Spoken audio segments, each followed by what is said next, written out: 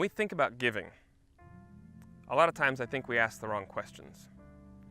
We like to ask, how much should I give? How much is enough? I think that shows that we don't understand why God asks us to give. It's important to remember that God doesn't need anything from us.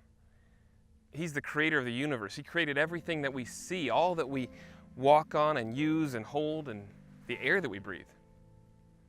He doesn't need anything. The truth is, we need to give. Humans by nature want to control, we want to have power, we want to be able to do it on our own and not have to trust God. Back in the Garden of Eden, Adam and Eve ate of that fruit because they wanted to be like God. They wanted independence. They didn't want to have to trust Him. When God was establishing the people of Israel as a nation, He asked them to bring their first and their best. The first of their crops, the first of their flocks. And the whole point of that was to show the people that they could trust God. Because for them to give of the first spring lambs or the first crop of wheat, they had to trust that if the fires came and burned the fields, or if the wolves came and ate the lambs, that God was going to provide. When they were wandering in the wilderness, they had to trust that when they woke up the next morning, there would be manna on the ground. All throughout the Bible, God shows us over and over and over again that we need Him. He asks us to give to show that we trust that He's going to come through, that He's going to provide for us.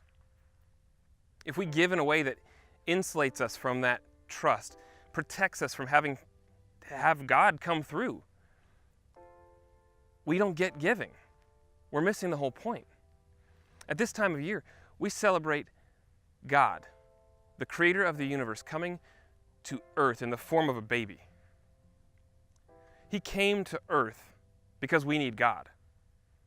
Jesus came as a baby and grew up with parents and grew up with brothers, and He grew up and walked on this earth and lived the life that we couldn't live because we need God. Jesus hung on that cross, paid for our sins. The perfect, freest gift that God could give us is salvation, because we need God. When we give, we act out this needing God. Recently, I started fasting. When you fast, you give up food or water or something that you need in order to help remind yourself that there's something greater than food that you need. When I'm hungry, when I'm fasting, it reminds me that I need God, but I don't want Him enough. And so I get on my knees and I pray and ask God to have me want Him more as I give up food for this period of time. When we approach giving, it's the same thing. We set aside resources that we could use, that God has given us. We could use it on something else.